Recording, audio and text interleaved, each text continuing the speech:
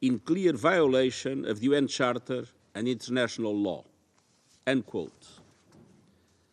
Yesterday, the permanent representative of the Islamic Republic of Iran also addressed a letter to the President of the Security Council stating that, and I quote, "In the late hours of 13 April 2024, the Islamic Republic of Iran carried out a series of military strikes on Israeli military objectives," end quote. He stated that the action was taken, and I quote, "in the exercise of Iran's inherent right to self-defense, as outlined in Article 51 of the Charter of the United Nations, and in response to the Israeli recurring military aggressions, particularly its armed attack on 1 April 2024 against Iranian diplomatic premises," end quote. According to the latest reports, Iran launched hundreds of drones and missiles from its territory towards Israel, with most intercepted. Several missiles reportedly struck within Israeli territory, one of which damaged an Israeli military facility in the south of the country, and overall, a few civilians were injured. Madam President, when the nature of the attack became clear, I stated the following last night, and I quote, "I strongly condemn the serious escalation represented by the large-scale attack launched on Israel by the Islamic Republic of Iran this evening, and I call for an immediate cessation of these hostilities," end quote. I remind all member states that the Charter of the United Nations prohibits the use of force against the territorial integrity or political independence of any state, or in any other manner inconsistent with the purposes of the United Nations. Furthermore, the principle of inviolability of diplomatic and consular premises and personnel must be respected in all cases, in accordance with international law, as I stated when condemning the 1 April attack on the Iranian consulate in Damascus. Madam President, it's time to step back from the brink. It's vital to avoid any action that could lead to major military confrontations on multiple fronts in the Middle East. Civilians are already bearing the brunt and paying the highest price. And we have a shared responsibility to actively engage all parties concerned to prevent further escalation. As the Friendly Relations Declaration of 1970 states, acts of reprisal involving the use of force are barred under international law. We have a shared responsibility to secure an immediate humanitarian ceasefire in Gaza, the immediate and unconditional release of all hostages, and unimpeded delivery of humanitarian aid. We have a shared responsibility to stop violence in the occupied West Bank, de-escalate the situation along the Blue Line, and re-establish safe navigation in the Red Sea. We have a shared responsibility to work for peace. Regional and indeed global peace and security are being undermined by the hour. Neither the region nor the world can afford more war. Thank you. I thank the Secretary General for his briefing. I now give the floor to those Council members who wish to make statements. I pass the floor to Guyana. Thank you, Madam President. I thank Secretary General Guterres for his briefing and acknowledge the participation of the permanent representatives of Iran, Syria, and Israel in today's meeting. Guyana is alarmed over the recent escalation of tensions between Israel and Iran, especially in a region that is already experiencing intense conflicts. We urge the parties to exercise maximum restraint, to desist from launching further retaliatory attacks, and to seek the path of peace. Any further attacks will have devastating region-wide consequences, and also for the wider international community. The world cannot afford another war, and the Middle East certainly cannot afford another war. The attack on Iran's diplomatic facility in Damascus earlier this month and Iran's attacks on Israel yesterday have only served to heighten tensions in the region. We urge the parties to abide strictly with their charter obligations and to avoid a larger conflagration. As with any conflict, it is always innocent civilians who bear the brunt, with women and children suffering disproportionately. We are seeing, for example, how civilians in the occupied Palestinian territory and other parts of the region are already reeling from unprecedented levels of suffering as a result of the ongoing conflict between Israel and Palestine. Madam President, Guyana further calls on countries of the region to fully comply with their international obligations and to uphold the principles of respect for sovereignty and territorial integrity. We also demand full adherence to international law, including the United Nations Charter, and for the parties to settle their differences through peaceful and lawful means. Madam President, violence begets violence and compromises peace and security. Guyana reiterates its call on all parties to choose the path of peace and dialogue. I thank you. I thank the representative of Guyana and pass the floor to Sierra Leone. Madam President, I thank you for convening this meeting. I also thank UN Secretary General, His Excellency Antonio Guterres, for his important briefing on the latest gravely concerning development in the Middle East. Sierra Leone refers to an identical letter of 13th April 2024 from the Permanent Representative of Israel to the United Nations, addressed to the President of the Security Council, confirming a request, and I quote, convene a meeting of the Security Council immediately, end of quote. And letter dated 13th April 2024 from the Permanent Representative of Iran to the United Nations, to the President of the Security Council and the Secretary General. Document S/2024/304, the identical letter of 13th April 2024 from the Permanent Representative of Israel informs that, and I quote, Iran launched a direct attack from within its territory of more than 200 UAVs, cruise missiles, and ballistic missiles towards Israel in clear violation of the UN Charter and international law, end of quote. On the other hand, document S/2024/305, the letter dated 13th April 2024 from the Permanent Representative of Iran informs that, and I quote, in the late hours of 13th April 2024, the Islamic Republic of Iran carried out a series of military strikes on Israeli military objectives, end of quote.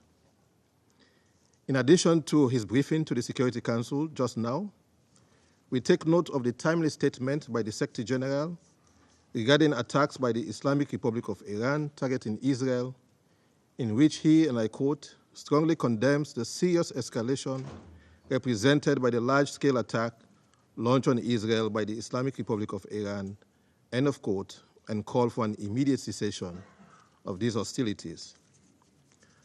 Madam President, the Middle East region is once again and regrettably at dangerous crossroads. The escalating tension in the Middle East is dangerous and unprecedented, with the potential to destabilize not only the entire region, but impact global peace and security. Less than 2 weeks ago, in this Council, Sierra Leone strongly condemned the use of force in violation of the UN Charter, relevant international law, including the development and conduct of friendly relations, diplomatic and consular protections, as well as conduct in the region that may lead to an escalation or exacerbate tensions in the already volatile situation. In a similar way, Sierra Leone strongly condemns claimed reprisal attacks not in conformity with international law and the UN Charter. With the Middle East at a knife's edge and at the precipice of a dangerous escalation, either by an intentional calculus or accidental one, with equally grave global ramification, the path to peace is certainly not tit-for-tat military attacks, but rather de-escalation and diplomatic engagement. To this end, we call on both parties and all other involved parties to exercise maximum restraint and resist the urge to the further resort to the use of force. We call on the parties and all other involved parties to be mindful of their obligations under international law, the UN Charter, and to comply with all relevant Security Council resolutions. The parties are unequivocally obligated to comply with their international law obligations, the UN Charter principles and provisions in good faith, in particular, the imperative for the peaceful resolution of dispute and respect for the sovereignty and territorial integrity of each state. In urging de-escalation, Sierra Leone is also mindful of the ongoing hostilities in the Gaza Strip and the further imperative for the full implementation of Security Council resolutions 2712, 2720, and 2728. The United Nations must not retreat from its important purpose and role in confronting the consequential challenges of our times. The Security Council must continue to play its part as envisaged by the UN Charter. Further, Sierra Leone expresses full support for the United Nations Secretary General and its envoys and representatives to use the good offices of our organization to lead efforts in ensuring de-escalation. All involved parties must move onto the path of peace, peaceful coexistence, and good neighborliness through negotiations. States with influence over the parties are called upon to leverage such influence for de-escalation and peace. Let us choose peace, security, and stability over war. I thank you. I thank the representative of Sierra Leone and pass the floor to Slovenia. Thank you very much, Madam President.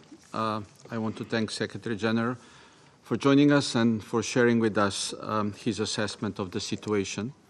I also want to welcome the presence of the representatives of Israel, of Iran, and Syria at the meeting. I would like to start by expressing our deepest concern over the recent developments in the Middle East. We strongly condemn the large-scale attack on Israel launched by the Islamic Republic of Iran yesterday. We resolutely deplore the serious escalation, as we have done in the case of the attack on the Iranian consulate last week. The sequence of these events threatens to accelerate the spiral of violence, escalating into a broader conflict of unpredictable scope. It is crucial for all involved parties to recognize the severity of the situation and immediately cease hostilities. We call on all countries to respect and act in accordance with international law. We once again underline that the same standards apply to all member states, and all of us have the obligation to uphold the UN Charter. First, let me underline our concern over the regional escalation and its spillover effects. We share the concerns of the Secretary General that the danger of a devastating region-wide escalation is present. It is imperative that every action taken by the involved parties be measured and deliberate to avoid further escalation, since any miscalculation can lead us to the point of no return. The situation is highly alarming, deeply worrying, and it's extremely volatile. Second, Slovenia has consistently called for de-escalation and restraint. Today we repeat our call to all actors in the region to show maximum restraint. We call on countries with influence on state and non-state actors to exert that influence and prevent the worst from happening. We urge everyone to choose the path of dialogue and diplomacy and refrain from further retaliations. We therefore welcome today's meeting as a step towards de-escalation and a peaceful settlement of the dispute. Thirdly, we have been witnessing the significant impact of the devastating situation in Gaza on the region, including along the Blue Line, in the Red Sea, and elsewhere. It is our collective responsibility to take immediate action. By adopting Resolution 2728, we took a step forward in addressing the crisis. However, our failure to ensure its full implementation represents a critical setback. Slovenia continues to believe that a ceasefire in Gaza would have a calming effect on tensions in the region, Every moment we delay, the risk of a broader conflict increases. Madam President, in these chaotic times, another major military confrontation in the Middle East could lead to devastating consequences for the region and the world. Placing the interests of the people in the region and international peace and security first, Slovenia calls for restraint by all actors and return to diplomacy. As a Security Council member, we are ready to fully engage in a comprehensive response to the crisis in the region. Thank you. I thank the representative of Slovenia and pass the floor to the United States. Thank you, Madam President, for bringing us here today, and thank you, Secretary General Guterres, for your briefing. The United States condemns, in the strongest terms, the unprecedented attack on the State of Israel by the Islamic Republic of Iran and its militant proxies and partners. Iran's intent was to cause significant damage and death in Israel. It launched over 300 munitions, including more than 100 ballistic missiles and land attack cruise missiles at Israel, as well as explosive unmanned aerial vehicles. Iran's reckless actions not only posed a threat to populations in Israel, but also to other UN member states in the region, including Jordan and Iraq. The Security Council has an obligation to not let Iran's actions go unanswered. Indeed, for far too long, Iran has flagrantly violated its international legal obligations, notably through the actions of its Islamic Revolutionary Guard Corps, or IRGC. By arming Hezbollah in violation of Security Council Resolution 1701, by arming, facilitating, and enabling Houthi attacks on Saudi Arabia and the UAE, and, more recently, merchant and commercial shipping in the Red Sea in clear violation of Resolution 2216 and in defiance of Resolution 2722. And of course, Iran transferred Shahed one-way attack drones to Russia, the same drones it used in last night's attacks against Israel, at a time when such transfers were in clear violation of Resolution 2231. In recent years, Iran has also repeatedly violated international law by targeting with mines and seizing commercial ships in international waters of the Persian Gulf and surrounding waterways, just as it did on April 12, when it seized a Portuguese-flagged ship near the Strait of Hormuz. Iran continues to detain both the ships and its crew, comprised of citizens from 5 countries, including Russia. Iran was also, in a broad sense, complicit in the October 7 attack on Israel because it has provided significant funding and training for the military wing of Hamas. This Iranian support contributed to the current crisis in Gaza. Colleagues, these and other reckless Iranian actions are not inherently defensive actions against other member states. Given the threats Iran's aggressive actions pose for international peace and security, we have a collective responsibility as members of the Security Council to ensure that Iran complies with the Council's resolutions and ceases its violations of the Charter. In the coming days, and in consultation with other member states, the United States will explore additional measures to hold Iran accountable here at the United Nations. More immediately, the Security Council must unequivocally condemn Iran's aggressive actions and call for Iran and its partners and proxies to cease their attacks. The United States also supports Israel's exercise of its inherent right to defend itself in the face of this attack. And as President Biden stated, we will remain in close contact with Israel's leaders. And let me be clear. If Iran or its proxies take actions against the United States or further action against Israel, Iran will be held responsible. We note Secretary General Guterres' statement warning that the region is at risk of plunging into a deeper and wider war on multiple fronts. The United States is not seeking escalation. Our actions have been purely defensive in nature. The best way to prevent such escalation is an unambiguous condemnation from the Council of Iran's unprecedented large-scale attack and an unequivocal call on it and its proxies and partners to refrain from further violence. Our goal is to de-escalate and then get back to the issue at hand, securing an end to the conflict in Gaza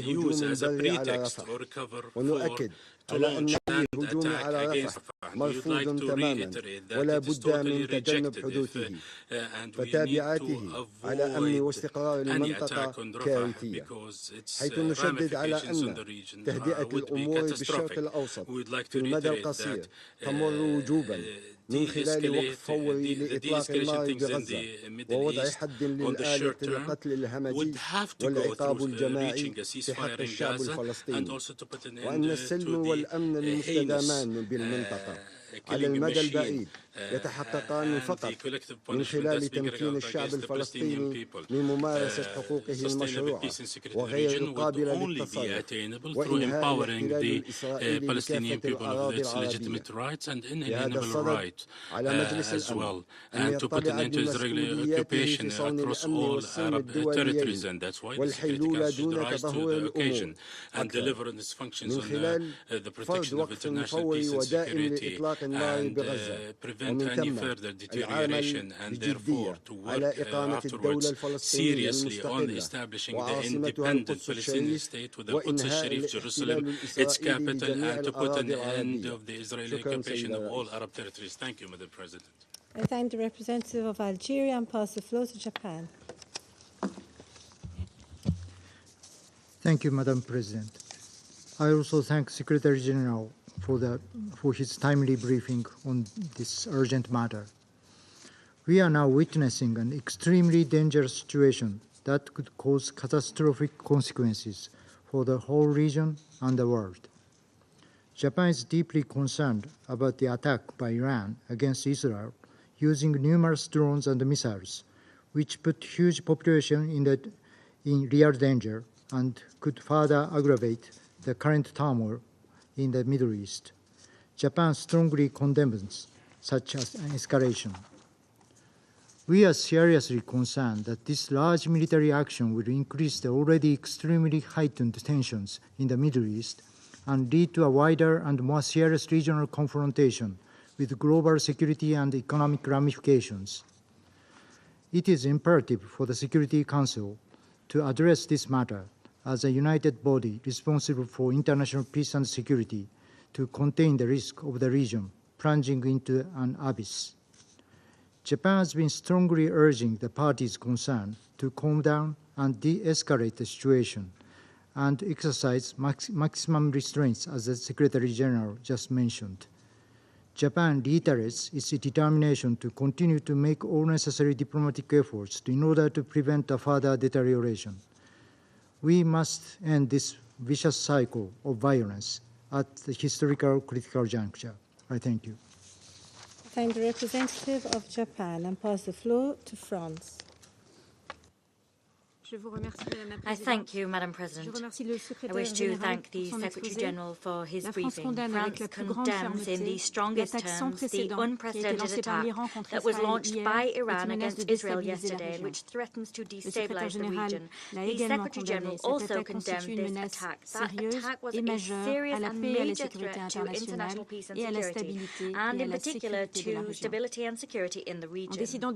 In deciding to undertake such an unprecedented act, Iran crossed a new threshold in its destabilizing action and is risking a military escalation for which it would be responsible. We call upon Iran and its allies to, at long last and without further delay, cease their destabilizing activities throughout the region. France expresses its solidarity with the Israeli people and recalls its commitment to the security of Israel, of our partners, and to regional stability. We welcome the fact that, very fortunately indeed, Israel was able to successfully repel that attack.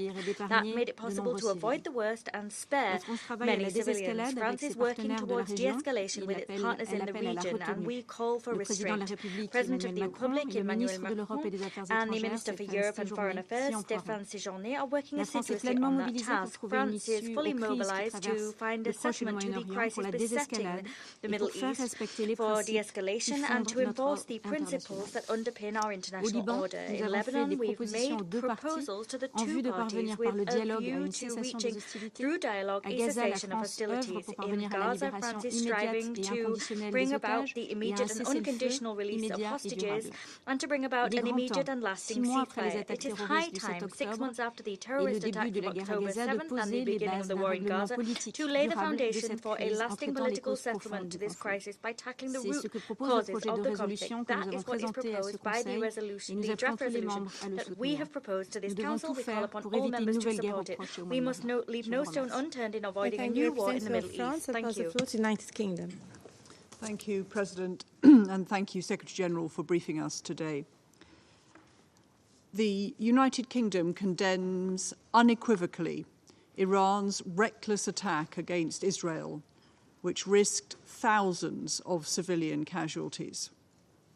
The scale and nature of Iran's heinous assault, the first direct attack from Iran on Israeli soil, poses grave risks to the security and stability of citizens across the Middle East. The United Kingdom has long been clear that Iran plays an unacceptable role in destabilizing the region, and that it also bears responsibility for the actions of groups it has supported militarily, financially, and politically over many years. Through this attack, Iran has once again demonstrated that it is intent on sowing chaos in the region. As we have demonstrated, the United Kingdom will continue to stand up for Israel's security and for that of all our regional partners, including Jordan and Iraq. We welcome the actions of our allies to deter the Iranian threat. No one wants to see further bloodshed. The United Kingdom is also continuing to work urgently alongside the international community to stabilize the situation and prevent further escalation.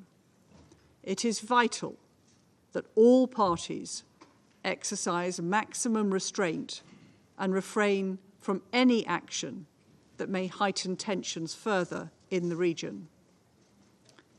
We also call on Iran to release the MSC Ares and its crew unconditionally and without delay. Iran's actions do nothing to advance the prospects for peace in Israel and Gaza. As set out in Security Council Resolution 2728, the United Kingdom remains resolved to work with international partners to secure an immediate pause in the fighting in Gaza, to get aid in and hostages out, leading to a sustainable ceasefire without a return to destruction, fighting, and the loss of life. Thank you, Madam President. I thank the representative of the United Kingdom and pass the floor to Mozambique. Thank you, Madam President. We thank Malta's presidency for convening this urgent meeting. We highly value the insights provided by His Excellency Mr. Antonio Guterres, Secretary General of the United Nations on this crisis. Madam President, precisely 2 weeks ago, when discussing the Israel airstrike on the Iranian diplomatic mission in Damascus, we raised serious concern that the incident could escalate regional tensions and could potentially lead to retaliation and heighten the conflict between Israel and Iran. Regrettably, our concerns have materialized. Yesterday, we witnessed a series of military strikes on the Israeli soil carried out by the Islamic Republic of Iran, invoking self-defense under Article 51 of the UN Charter. We express our deep concern on yesterday's Iranian strikes. A tit-for-tat cycle of mutual aggression is not consistent with the logic of peace and peaceful coexistence between states. It leads to more death, suffering, and misery. It will further exacerbate the prevailing tensions in the region and may trigger more conflicts, potentially involving other countries with unthinkable implications. We strongly believe that it is crucial for all parties involved to exercise restraint and approach the situation with prudence and wisdom. Careful consideration of risks and extended consequences is, therefore, essential during this critical moment. Madam President, in light of the current situation, it is imperative that all parties involved, Israel and Iran in particular, strictly abide by the Charter of the United Nations that compels all member states to refrain from the threat of use of force in their international relations. Stability in the Middle East is vital for the security and development of the region and beyond. It is essential that states in the region and their allies pursue policies that promote peace and stability with due regard for a balance of interests. To that end, we Council members, individually and collectively, must actively engage all concerned parties to prevent any miscalculation that could lead to broader conflict in an already volatile region. Such escalation would have devastating consequences for civilians who are already suffering in Syria, Lebanon, in the occupied Palestinian territory, Israel, and the broader Middle East. We appeal that we strive for peace, understanding, and cooperation in the Middle East, acknowledging the legitimate concerns of all involved parties is a crucial step toward fostering stability and harmony in diversity. And let us remind ourselves that the central issue in the Middle East is the materialization of a two-state solution, whereby Israel and Palestine can live together, side by side, in peace and security, as two independent and sovereign states. I thank you, Madam President. I thank the representative of Mozambique and pass the floor to the Republic of Korea. Thank you, Madam President. I thank Secretary General Guterres for his important briefing on the grave situation in the Middle East, including yesterday's attack by Iran against Israel. The Republic of Korea is gravely concerned about the current situation in the Middle East, exemplified by yesterday's attack by Iran against Israel, using numerous drones and missiles. The Republic of Korea condemns these large-scale attacks, which are not in compliance with international law. To make the situation worse, freedom of navigation is now being threatened, not only in the Red Sea, but also at the Strait of Hormuz, which cannot be justified, regardless of any excuse. Since the outbreak of the horrendous terrorist attack by Hamas against Israeli citizens on the 7th of October last year, and subsequent military operation by Israel in Gaza and ensuing humanitarian catastrophe, the international community, including the Republic of Korea, has repeatedly warned against the possibility of increasingly dangerous spillover in the Middle East. Earlier this month, when we witnessed the instance at the Iranian consulate that resulted in casualties in Damascus, Syria, the Republic of Korea expressed its deep concern that additional violent incidents could escalate into new tragedies in the region. Unfortunately, what we are now seeing this even more dangerous tension surging in the Middle East. Amidst the worst escalation in the Middle East, where the entire region stands at the risk of being engulfed in the flames of war, what is crucial is finding the most effective solution to ease the tension, rather than finger-pointing and debating over who and what triggered the current situation. Thus, the Security Council should gather the wisdom of all its members. We can still step back from the brink. The ongoing escalation of the already dire tension in the region should immediately stop. Any regional escalation should be condemned, and the regional actors should exercise full restraint in order to prevent any additional spillover. Thus, we take note that the permanent representative of the Islamic Republic of Iran expressed in his letter to the Secretary General yesterday the position that Iran does not seek escalation or conflict in the region, and we hope that this affirmation can be realized with actual compliance. The Republic of Korea is monitoring this situation with deep concern and once again calls on all parties to exercise restraints in order to prevent further escalation of the situation. Let me conclude by reiterating again what Secretary General Guterres pointed out yesterday in his statement and today in his briefing. Neither the region nor the world can afford another military confrontation. Immediate de-escalation is, as everybody understands, an urgent collective need at this critical juncture. I thank you, Madam President. I thank the representative of the Republic of Korea and pass the floor to Switzerland.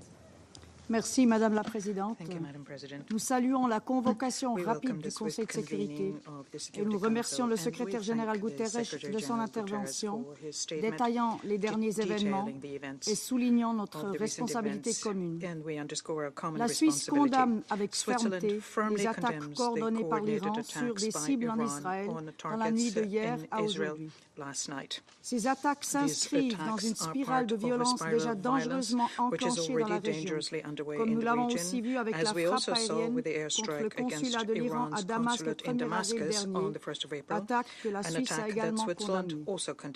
Chacune de ces attaques augmente le risque d'une escalade encore plus importante dans la région. Par ailleurs, nous prenons note avec préoccupation de la saisie d'un navire, le MSC Aries, battant pavillon portugais par les forces armées iraniennes dans le détroit d'Ormuz. Nous avons à de nombreuses reprises prévenu contre le risque d'une accélération de la spirale de violence dans la région. Il est impératif que toutes les parties au niveau régional, ainsi que celles qui exercent de l'influence sur celle-ci, fassent preuve de la plus grande retenue afin d'éviter de mettre en danger encore davantage les populations de la région. Nous appelons toutes les parties à un conflit armé à respecter leurs obligations en matière de protection des populations et des infrastructures civiles. Nous réitérons encore une fois notre appel. La spirale de l'escalade doit s'arrêter immédiatement. La région ne doit pas sombrer dans un conflit encore plus vaste et meurtrier, alors que nous sommes face à une situation humanitaire catastrophique à Gaza et que les tensions et échanges de feu à la ligne bleue entre le sud du Liban et Israël sont à un niveau record. Nous appelons d'ailleurs au plein respect et au soutien de la mission de la FINUL, ainsi que des autres missions de l'ONU dans la région. La désescalade doit être notre priorité absolue. Cela inclut la mise en œuvre de la résolution 2728, un cessez-le-feu immédiat à Gaza est urgent, ainsi que la cessation des attaques des groupes armés dans la région. Nous prenons note de la déclaration par les autorités iraniennes indiquant ne pas vouloir poursuivre leur opération. Nous rappelons dans ce contexte que tout recours à l'emploi de la force doit être strictement conforme à la charte et que le droit international humanitaire doit être respecté par toutes les parties. Dans de telles situations, le dialogue est essentiel. Ce Conseil et tous les États doivent jouer pleinement leur rôle pour faciliter la désescalade. À cette fin, la Suisse est prête à apporter sa contribution. Je vous remercie. I thank the representative of Switzerland and pass the floor to the Russian Federation. Madam President, we listened very closely to the statement made by the Secretary General. Отметили вашу, господин генеральный секретарь, вчерашнюю мгновенную Secretary General, the fact that yesterday you instantly publicly reacted and condemned the actions of Iran. It is regrettable that, unlike the meeting today, you did not propose to brief the Council on the 2nd of April, where, upon Russian initiative, an emergency briefing was called to discuss the Israeli strike against the consular premises in Damascus. We would like to also see a greater activity on your part so as to convey to members of the Council information on other, no less turbulent topics for the Middle East today. For example, about the now regular attacks by Israel against neighboring Syria and Lebanon. If such attitude, such things will continue unnoticed, then your appeals to restraint by all parties which we share can become futile. Distinguished colleagues, when we met in this chamber on the 2nd of April so as to discuss the strike by Israel against the consular premises of the Islamic Republic of Iran, Damascus, we warned that what was needed was a strong and unified signal by the Council that such actions were unacceptable. And not only against the sovereign states of Iran or Syria, and not only in the Middle East, but anywhere in the world. We called upon the colleagues in Security Council to clearly and unequivocally condemn such reckless steps to make sure that they don't get repeated. We also warned that otherwise the risk of a repeat of such acts and the general escalation in the region would grow manifold. We even proposed a draft press statement by the Security Council, and this was put together on the basis of standards for such cases, depoliticized language. And what did we hear at that time from our Western delegation? They said that for them not everything was clear and obvious, and what was necessary was to assess and see whether such a signal from the Council will help stabilize the situation in the region. The United States, UK, and France there essentially declined to confirm that the basic principles of international law about the inviolability of diplomatic and consular facilities, which are enshrined in the Vienna Conventions on this issue, apply equally to all states. And the outcome is now clear for everyone to see. You know very well that an attack against diplomatic representation is a casus belli under international law. And if a Western representation had been hit, you would immediately have rained down reprisals and would argue that you were right about this in this very chamber. And this is because for you, everything that has to do with Western representations and Western citizens is sacred and needs to be protected. But when it comes to other countries, their rights, including the right to self-defense, about their nationals, well, that's a different matter, as you like to say. What happens then is you activate your favorite argumentation about lack of information, you start doing legalistic hair splitting, etc. And today in the Security Council, what we're witnessing is a display of hypocrisy and double standards, which it's almost embarrassing to watch. Russia has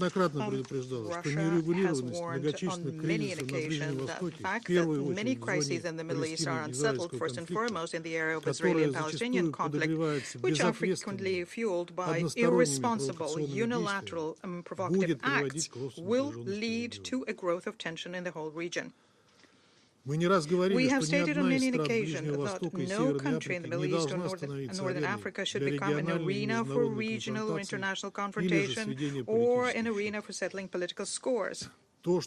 What happened in the night of the 14th of April did not happen in a vacuum. The steps undertaken by Iraq became a reaction to a disgraceful inaction by the Security Council, a reaction to an egregious attack by Israel against Damascus, and not the first one, because Syria is constantly being bombarded by Israel. Many of you today did not find the courage to state clearly that the outburst of violence in the Middle East is developing against the background of an operation which is lasting more than 6 months, is unprecedented in terms of the number of victims, an operation conducted by West Jerusalem in Gaza and West Bank, and this is despite an unambiguous demand in Security Council Resolution 2728 to cease fire immediately.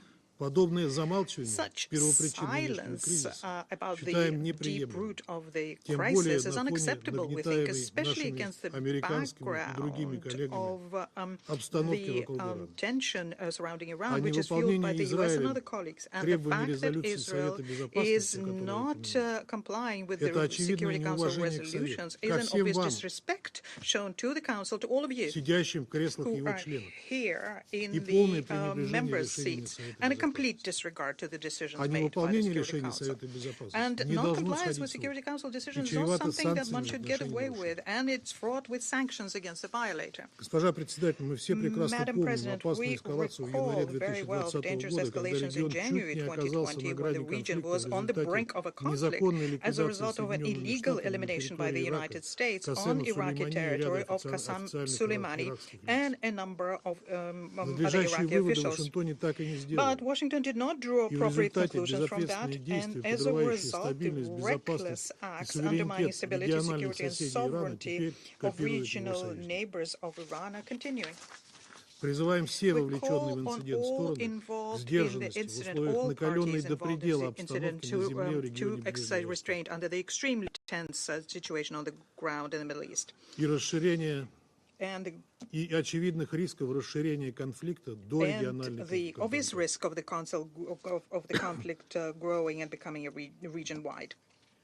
Рассчитываем, что региональные государства будут решать все имеющиеся проблемы исключительно политико-дипломатическим путем. Считаем также важным, чтобы конструктивно настроенные международные игроки этому способствовали.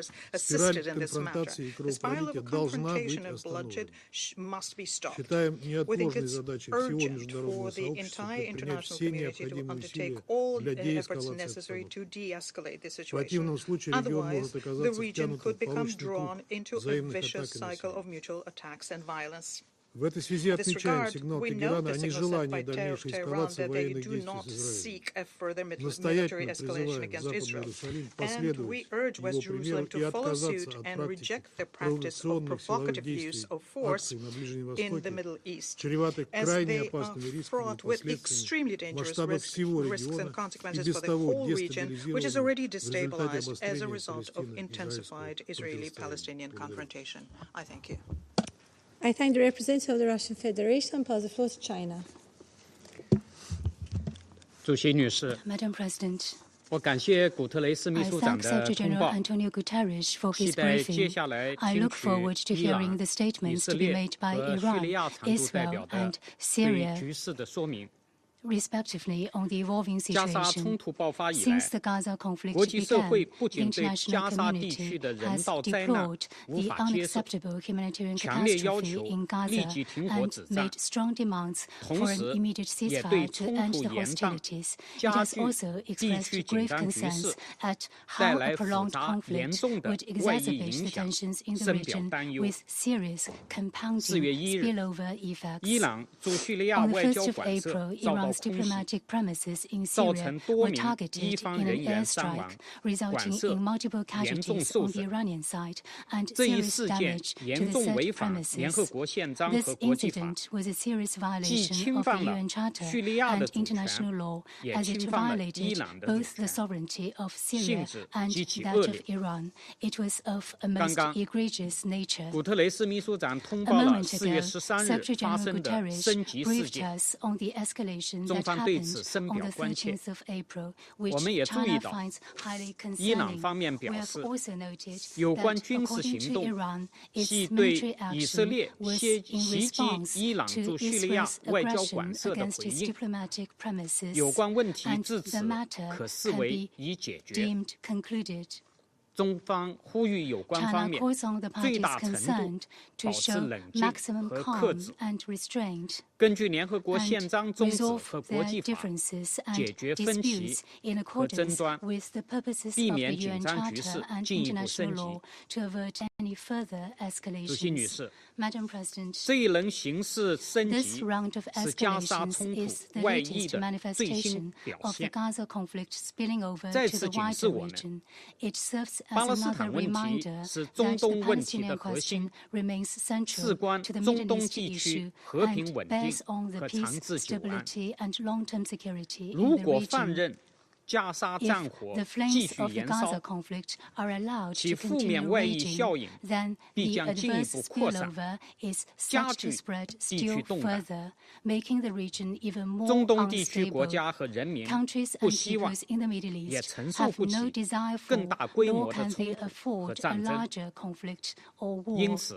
Therefore, the top priority at this moment is an effective implementation of Resolution 2728 to bring about an immediate ceasefire in Gaza. Ultimately, there is no alternative to the full implementation of the two-state solution. The only way to end the vicious circle of the Palestinian-Israeli conflict once and for all, we call on the international community, especially countries with influence, to play a constructive part in the maintenance of regional peace and stability. I thank you, Madam President. I thank the representative of China. I will now make a statement in my national capacity. I begin by thanking the Secretary General for his briefing. The Middle East is experiencing one of the bleakest and most volatile periods in modern history. which risks spiraling out of control if all sides do not take a step back. This was a point that Malta stressed on 2nd April following the deplorable attack by Israel on the Iranian diplomatic premises in Damascus on 1st April. We had stressed the need for de-escalation and for maximum restraint to be exercised by all actors in the region. Regrettably, these calls for caution have been disregarded given the recent developments. We emphasize our deep concern about the significant escalation posed by a large-scale attack consisting of drones and various missiles launched by the Islamic Republic of Iran against Israel. We are also concerned with Iran's seizure of the container ship MSC Ares. The vessel, along with its crew, must be immediately and unconditionally released. At a time when our focus should be on diffusing tensions and reducing conflict, including by advocating for an immediate and permanent ceasefire to the war in Gaza, facilitating the immediate and unconditional release of all hostages, and ensuring the delivery of sustained humanitarian aid throughout Gaza, all we are witnessing are steps in the opposite direction. Iran's direct targeting of the State of Israel risks regional catastrophe, with innocent lives bearing the brunt of all hostilities. We stress that international law, including international humanitarian law, must be respected at all times. Once again, we reiterate our call on all parties to exercise maximum restraint, including in their messaging, to de-escalate and pursue peaceful and diplomatic solutions to all disputes. Let us be clear. The region finds itself in turmoil and stands on the precipice of unimaginable hostilities and suffering. As the Secretary-General outlined, and I quote, "Neither the region nor the world can afford another war." I now resume my functions as President of the Council. I now give the floor to the representative of Israel. Thank you, Madam President. Madam President, yesterday, the Ayatollah regime, in blatant violation of the UN Charter and international law, attacked the State of Israel and launched 170 UAVs, 120 ballistic missiles, and 30 cruise missiles carrying 60 tons of explosive materials at Israel. This attack was launched from Iranian soil, as well as from Lebanon, Yemen, Syria, and Iraq. Colleagues, from the moment I began my tenure here, in every speech and in countless letters, I rang the warning bell regarding Iran. I called on this Council to take concrete action against the Ayatollah regime.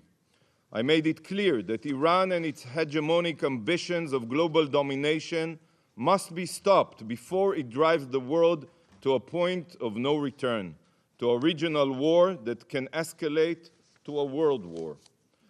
Sadly, no action was taken, and last night the world witnessed an unprecedented escalation that serves as the clearest proof for what happens when warnings aren't heeded. Israel is not the boy who cried wolf. We have been screaming from the rooftops for years, trying to wake up the international community, but to no avail. If only this Council would have internalized my words, it would not have needed the bone-rattling explosions of last night's attack to wake it up. Colleagues, last night, Iran proved again that it cares nothing for Islam or Muslims. The Iranian attack seriously injured Amina El-Khassouni, a 7-year-old Bedouin girl in Israel. But look at this video that shows how Israel intercepts Iranian drones above the Temple Mount and Al-Aqsa Mosque.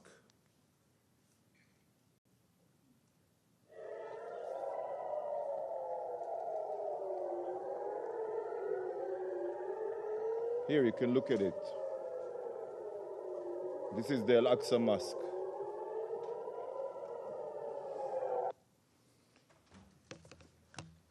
To Iran, Israel's annihilation and igniting the region is more important than Islamic holy sites. The Ayatollah regime, in its plot to impose a global Shiite hegemony through its proxies, has even attacked Saudi Arabia, as we all remember, Aramco oil field, the United Arab Emirates, and anyone else they view as an obstacle. I ask the Algerian representative here, how does this make you feel? Is this a price you support, attempting to blow up mosques and murdering Muslims? Yet, while this direct Iranian attack on Israel was the first of its kind, it is just the most recent chapter in a blood-soaked saga that started from the moment the Islamic Revolution reared its head. The Ayatollah regime has a clear plan. Its goal has been and continues to be world domination by exporting its radical Shiite revolution across the globe. I assume you all know it. The Islamic regime of today is no different than the Third Reich, and Ayatollah Khamenei is no different than Adolf Hitler. Hitler's Third Reich was envisioned to be a 1,000-year empire stretching across continents, just as Khamenei envisions his radical Shiite hegemony to stretch across the region and beyond. This is why Iran arms themselves with intercontinental ballistic missiles, ICBMs. Iran and Israel are on the same continent. You are next. The Ayatollah regimes acts like the Nazi regime, and their army includes Hamas, Palestinian Islamic Jihad, Hezbollah, the Houthis, the Revolutionary Guard, and other savage jihadists. Instead of shouting, Sieg Heil, these radical Nazi Islamists scream, death to Israel, death to America, death to England. Just like the Nazi regime, the Ayatollah regime sows death and destruction everywhere it touches. For the past years, Ukrainian civilians have been killed from the skies with Iranian weaponry.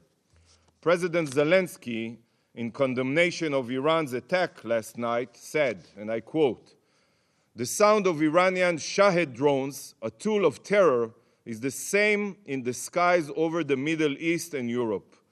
This sound must serve as a wake-up call to the free world. Listen to President Zelensky and wake up." Just like the ever-reaching hand of the Wehrmacht, Iran struck Albania with cyber attacks and launches strikes against Kurds in Iraq. We all remember the 2021 attack on the oil tanker Mercer Street, in which British and Romanian crew members were killed. And just yesterday, Iran seized a Portuguese cargo ship. The crew being held right now by Iran includes Indian, Filipino, Pakistani, and Russian nationals. Iran threatens global maritime trade. Iran is not only a terror state, Iran is a pirate state.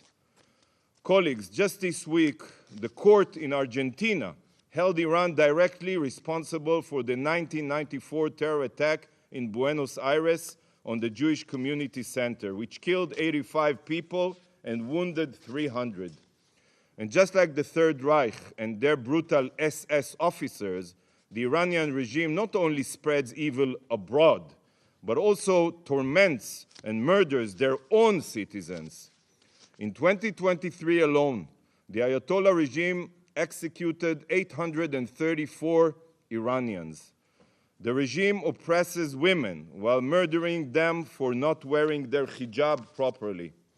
When the Iranian people peacefully protest this brutality, they are suppressed by live ammunition. Hundreds of protesters were killed and thousands have been arrested. This is a regime that allows its own people to die of thirst in Isfahan, while it funds terror around the world with billions of dollars.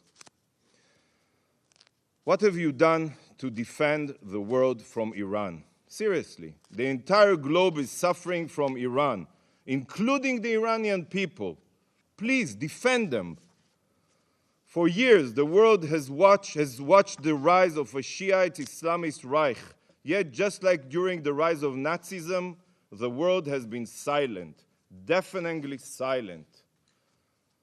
Mr. Secretary General, Iran has been violating Security Council resolutions and the UN Charter for years.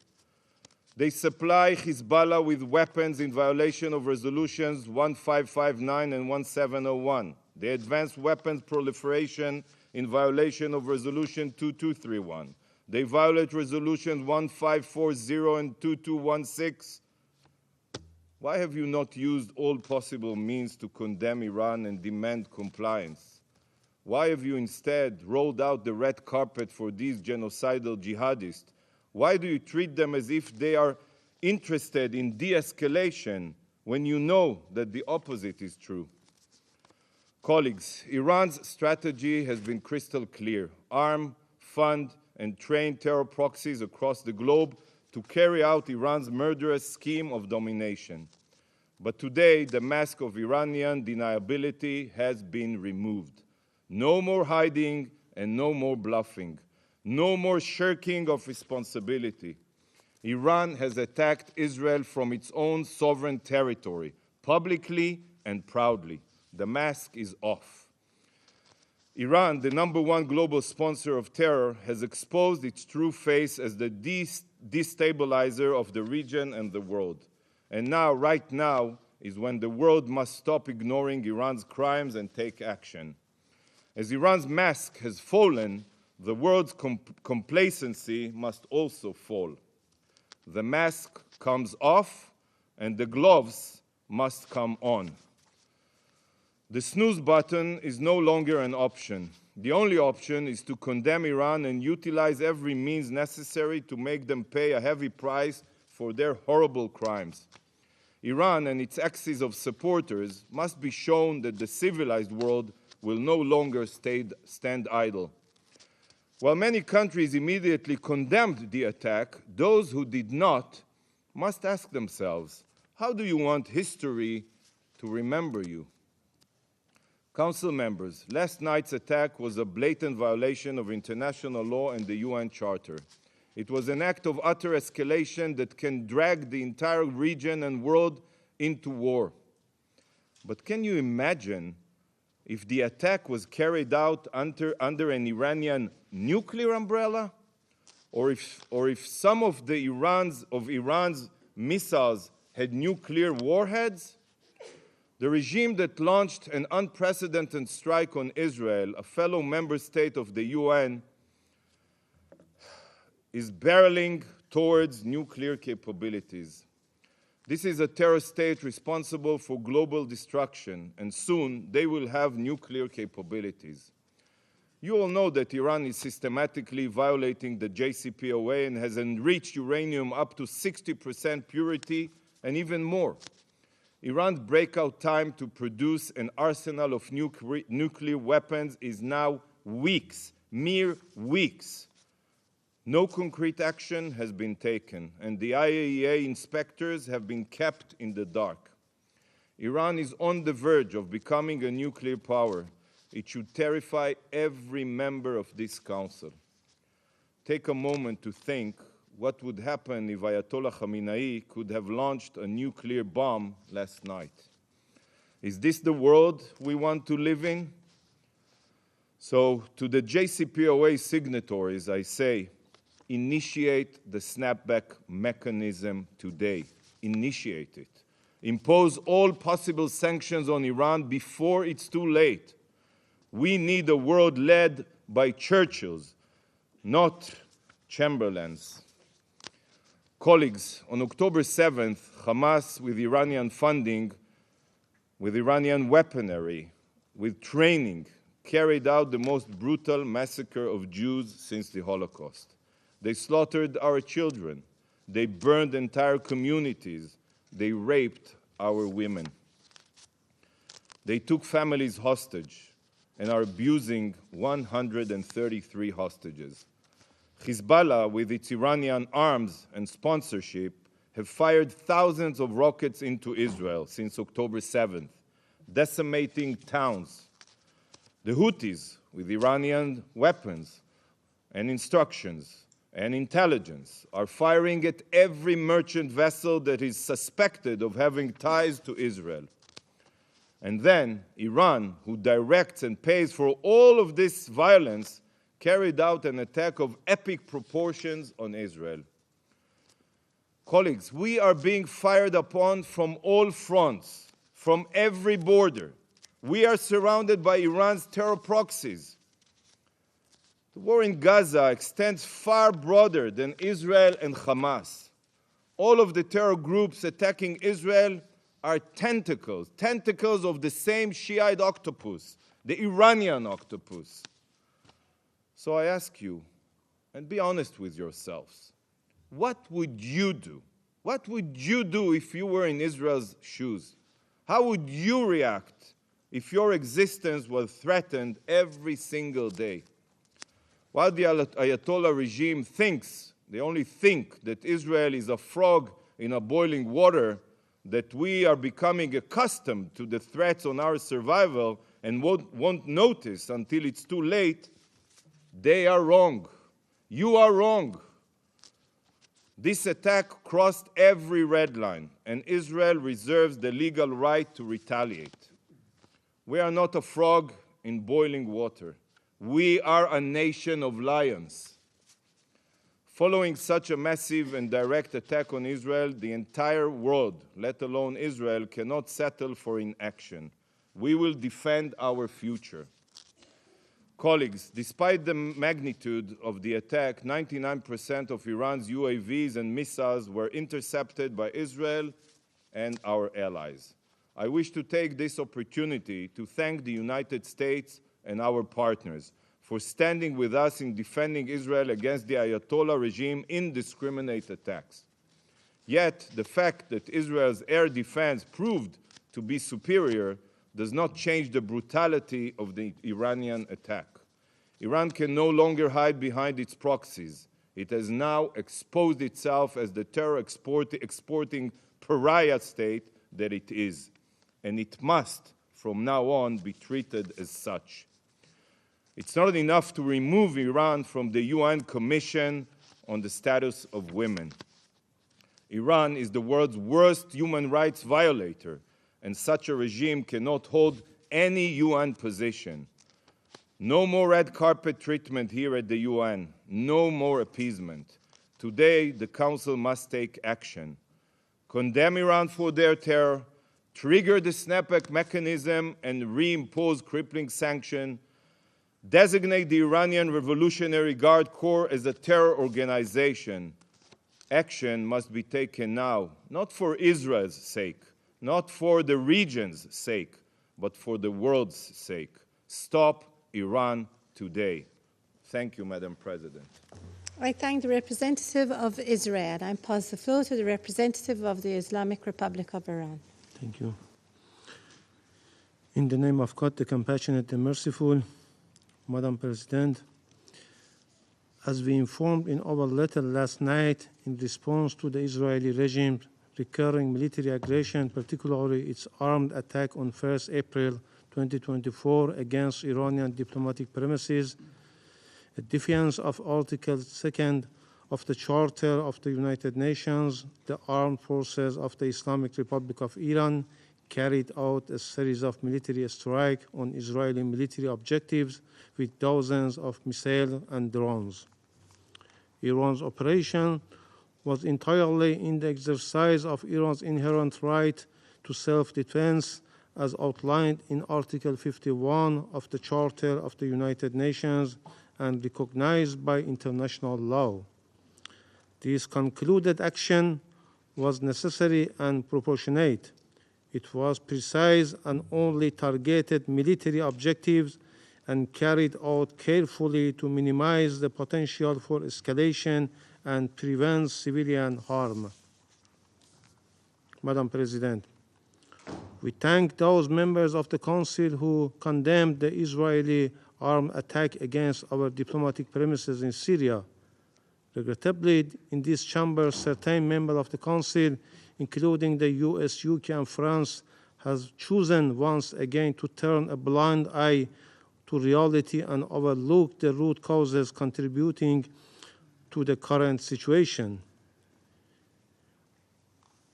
In hypocritical behavior, these three countries falsely blamed and accused Iran without considering their own failures to uphold their international commitment to peace and security in the region. They made unsuccessful attempts to use lies, manipulate the narrative, spread disinformation, and engage in a destructive blame game, all the while they deliberately disregarded Iran's inherent right to respond to the violation of a fundamental principle of international law, the inviolability of diplomatic representative and premises. Moreover, they ignored the underlying root causes of the current situation in the region. For over 6 months now, these countries, especially the United States, have shielded Israel from any responsibility for the Gaza massacre, while they have denied Iran's inherent right to self-defense against the Israeli armed attack on our diplomatic premises.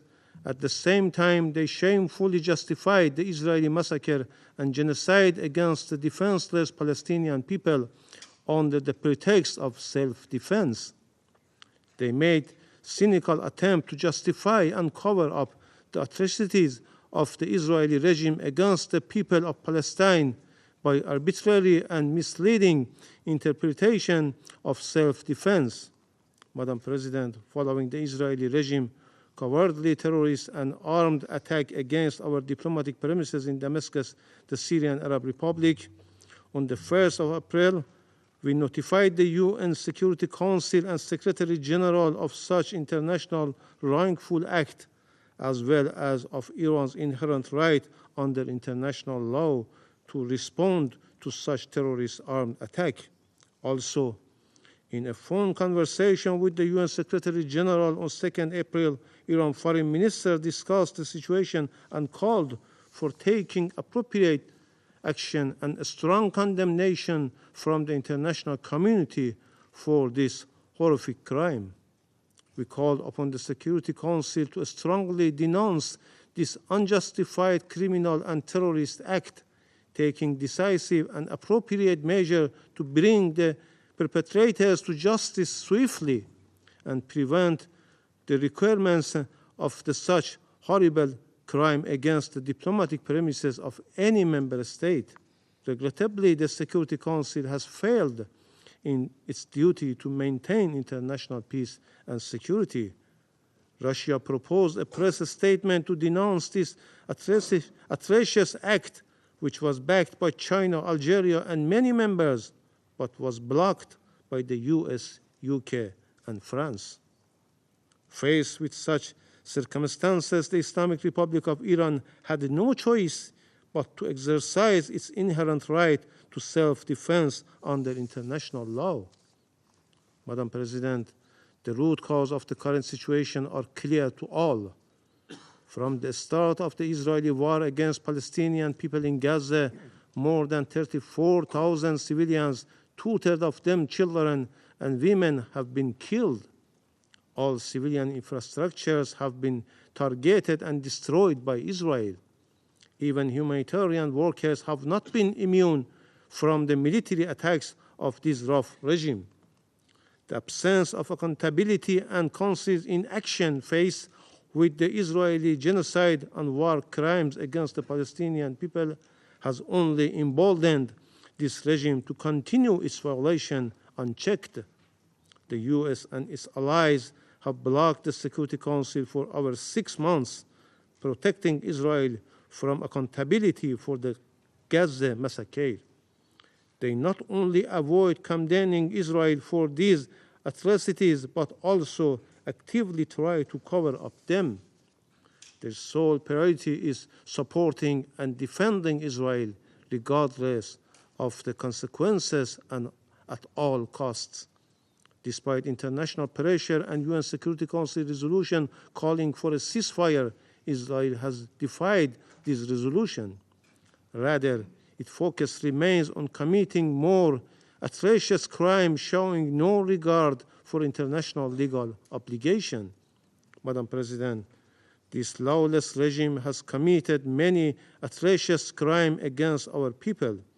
This regime blatantly and openly admitted its responsibility for the terrorist and destructive operation committed against Iranian officials, scientists, and civilians, and sabotage against our peaceful nuclear infrastructure in recent years. This Israeli regime even made explicit threats to use nuclear weapons against a sovereign member state of the United Nations. This terrorist regime is responsible for all criminal and terrorist acts committed against Iran and must bear the consequences. The Islamic Republic of Iran has warned time and again about the repercussions of the malicious activities of the regime on regional and international peace and security. Iran has exercised maximum restraint. Now it is time for the occupying regime to bear full responsibility for its consequences. This regime cannot avoid accountability. Madam President, Israel's ongoing destabilized and irresponsible action and atrocities against the nation in the region are a real threat to regional and international peace and security. The Israeli Prime Minister's policy seeks to expand and escalate the conflict in the region to stay in power. The member of the Security Council must not allow such an august body, the Security Council, to be held hostage to the ambitions of such a belligerent regime. It is time for the Security Council to shoulder its responsibility and address the real threat to international peace and security. The Security Council must promptly fulfill its duty under Chapter 7 of the Charter in response to Israeli reckless defiance. It must take urgent and punitive measures to compel this regime to stop its genocide and massacre against the people of Gaza and uphold its obligation, especially fully implement the UN Security Council resolution and legally binding orders of the International Court of Justice. The main and long-standing threat to the peace and security of our region is well known to all, and the attempts to conceal it through disinformation, a smear campaign, or baseless accusation against others are pointless and unfounded. Iran is never seeking to contribute to the spillover of the conflict in the region, nor does it to escalate or spread the tension to the entire region. Contrary to unfounded claims, Iran has no proxy in the region.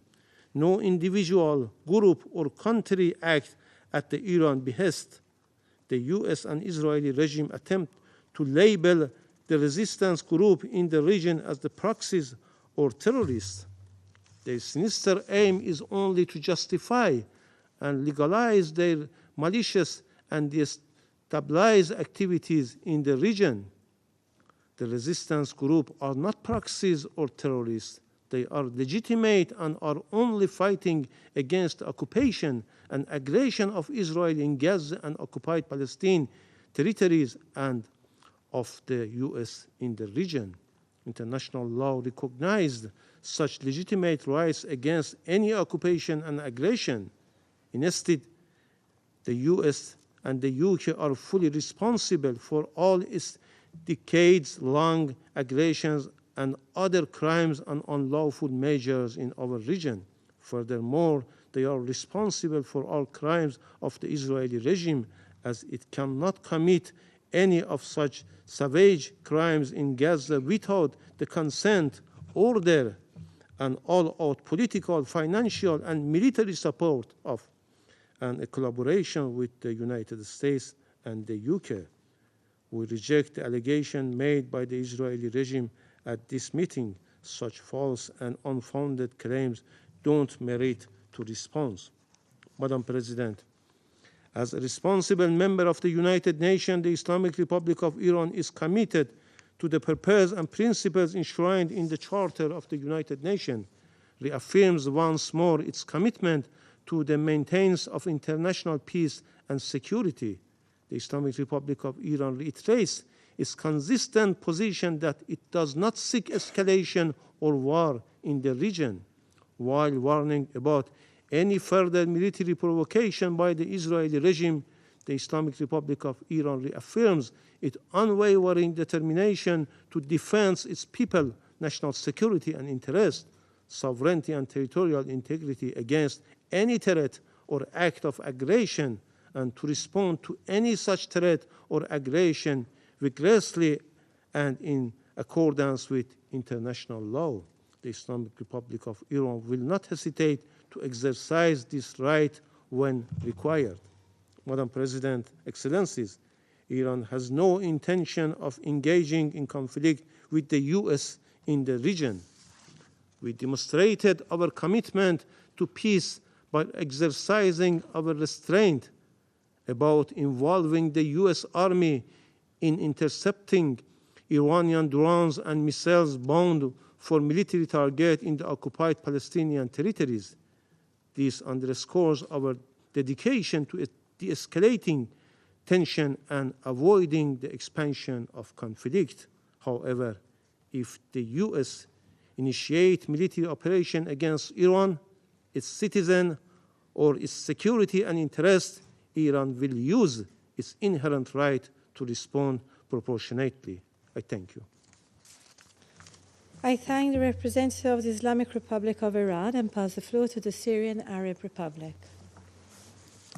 شكرا السيد الرئيس. Thank you, Madam President. السيد الرئيس، إن ما شهدته منطقتنا يوم أمس هو نتيجة طبيعية وحتمية لأعمال عدوان متكررة وانتهاكات جسيمة للقانون الدولي وميثاق الأمم المتحدة ارتكبتها سلطات الاحتلال الإسرائيلي على أراضي بلاد سوريا ودول أخرى، مستفيدة في ذلك من الدعم الذي وفرته لها الإدارة الأمريكية داخل هذا المجلس وخارجه.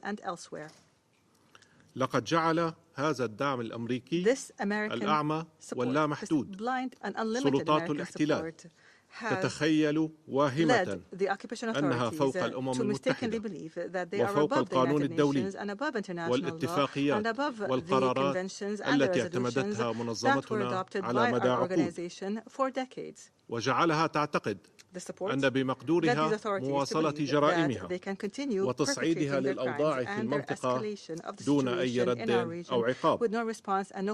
لقد حذرت بلادي الجمهورية العربية السورية مجلس الأمن والأمانة العامة مرارا وتكرارا من خلال رسائلها الرسمية من مخاطر التصعيد وتفجير الأوضاع الذي تسعى إليه سلطات الاحتلال الإسرائيلي للتغطية على إخفاقها في تحقيق أهدافها العسكرية في غزة ولإيجاد المبررات لمواصلة الإبادة الجماعية والأعمال الوحشية التي ترتكبها بحق الشعب الفلسطيني وما رافقها من اعتداءات هستيرية على دول المنطقة.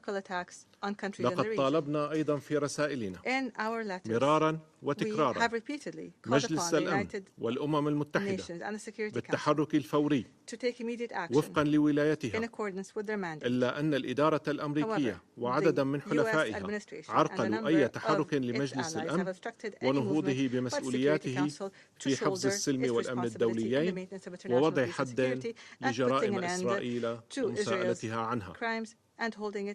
إن سلوك تلك الدول ليس بجديد، إذ أنها عرقلت على مدى 7 عقود ونصف، لا بل ما يزيد عن 7 عقود ونصف، قيام الأمم المتحدة بمسؤولياتها لإنهاء الاحتلال الإسرائيلي للأراضي العربية المحتلة وإعادة الحقوق العربية المشروعة والراسخة لأصحابها وفقا لقرارات الأمم المتحدة ذات الصلة وفي مقدمتها القرارات 242 338 497 التي تشكل الركيزة الأساسية وجوهر الحل للصراع العربي الإسرائيلي، والسبيل لمعالجة ما ترتب عن الاحتلال الإسرائيلي من أزمات وتحديات في المنطقة.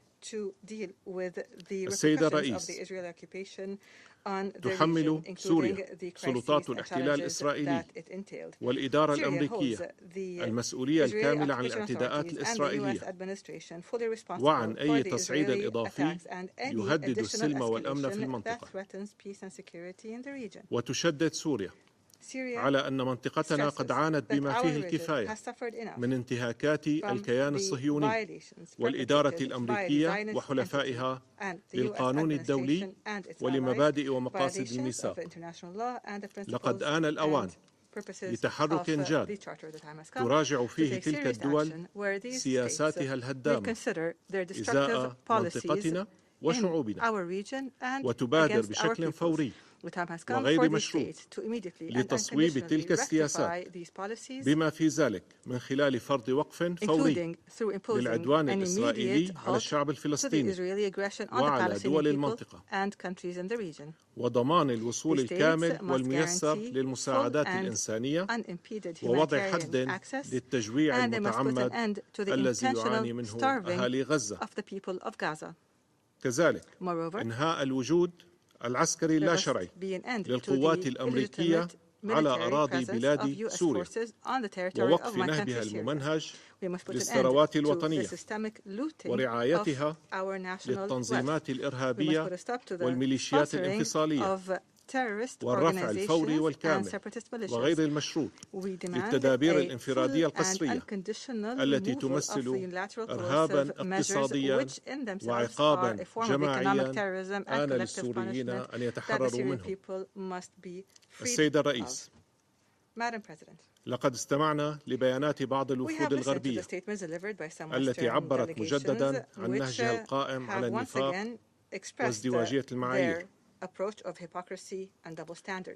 لقد اعتاد البعض في هذا المجلس أن يقدم التفسيرات التي يرتئيها لأحكام الميثاق وأن يسخرها لخدمة أهدافه وأطماعه، بما في ذلك المادة 51 التي تكفل حقا أساسيا لجميع دولنا، ألا وهو حق الدفاع المشروع عن النفس.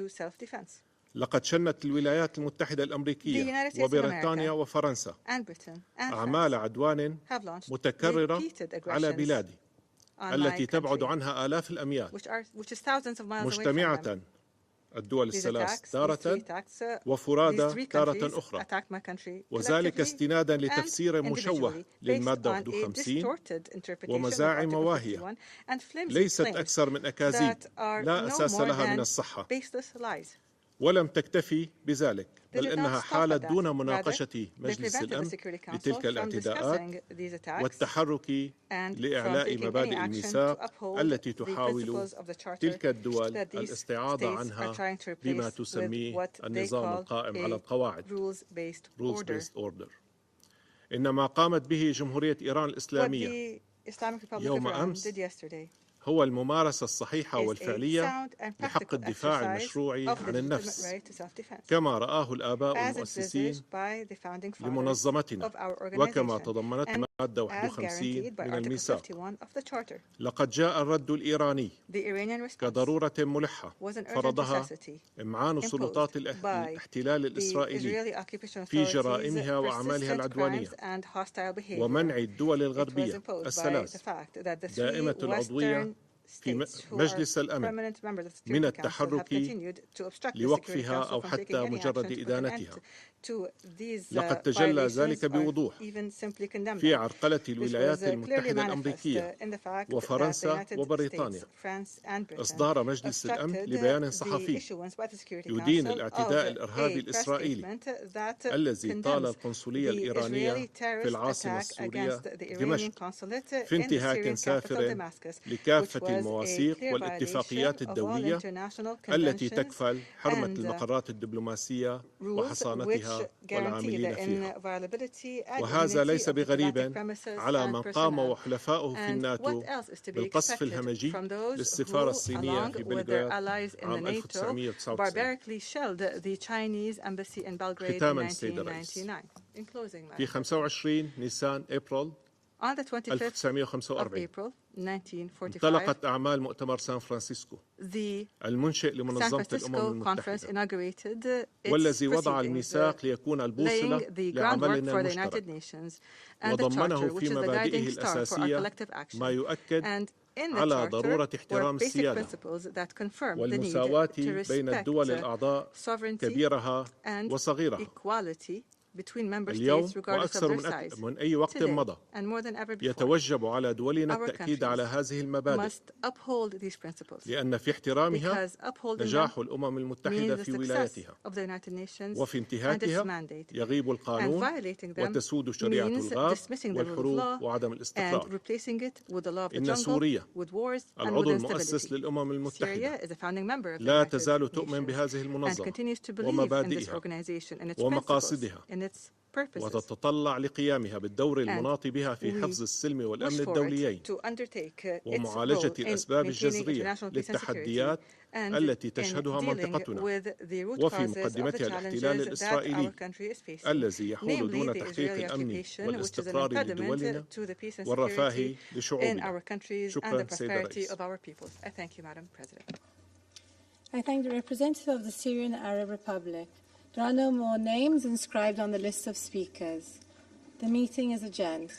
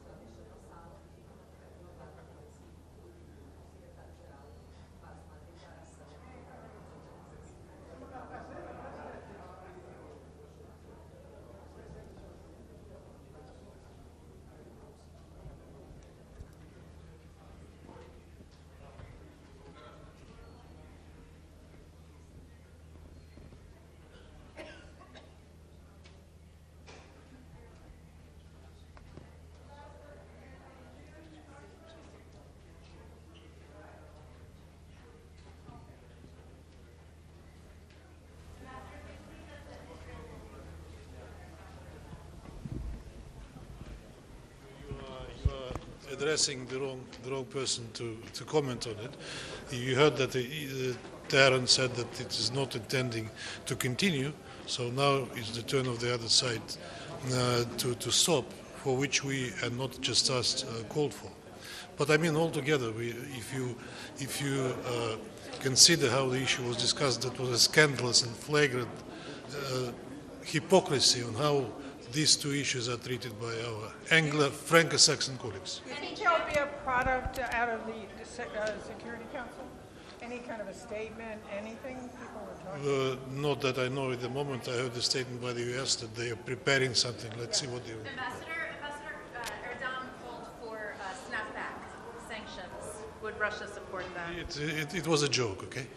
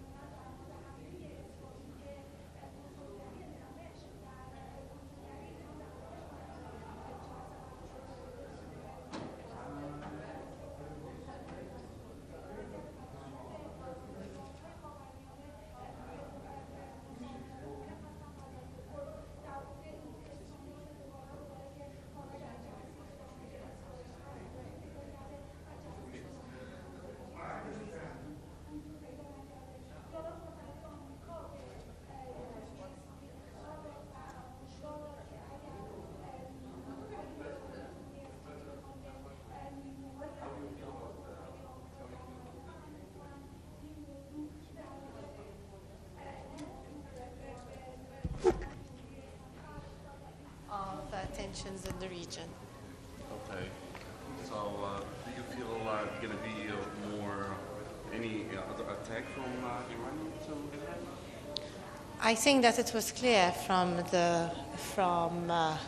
what was said around the table that nobody would like to see this. There was encouragement by the entire membership for this not to escalate any further. Okay. Any other meeting going to be for the same subject this soon? We just finished 5 minutes ago, so it's too early for me to tell you that. Are you thinking about adopting any kind of resolutions or joint? Well, there was, if you follow the meeting, there was one member that said that they will consider the possibility in the future. We have to wait and see what is presented.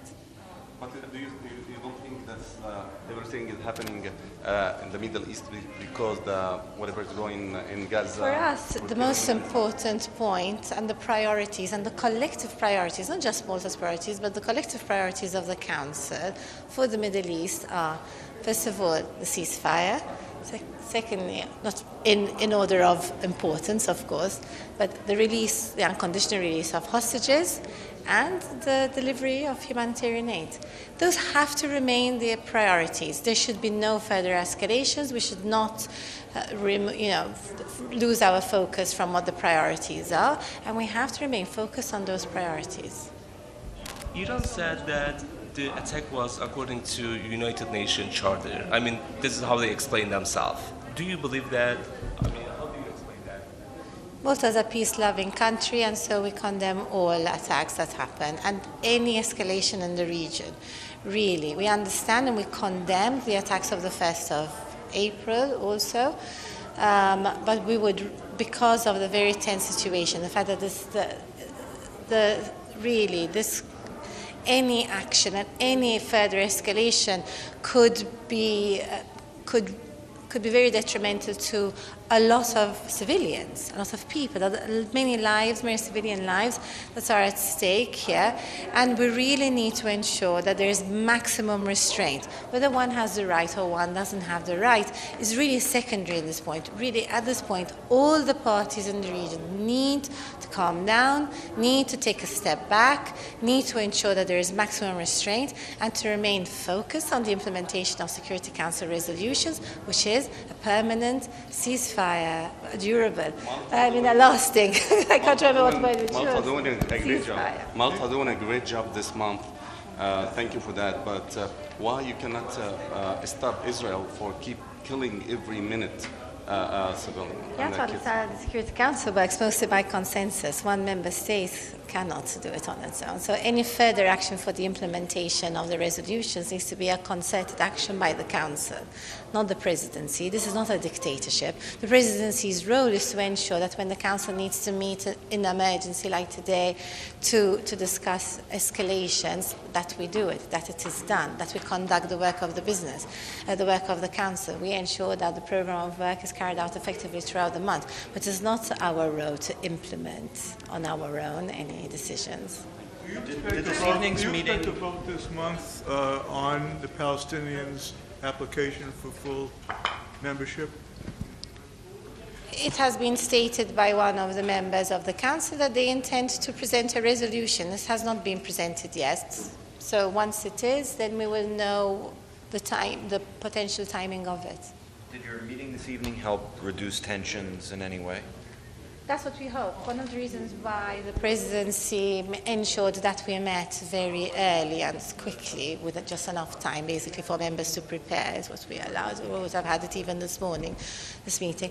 The reasons why we met in emergency sessions because we want to contribute to the maintenance of peace and stability in the region and the de-escalation of heightened tensions. And what's your assessment of the result now that it's wrapped? I think that the message around the Council table was very, very clear that there should be no further escalation. Everybody was of the same opinion on this, so the message was very clear.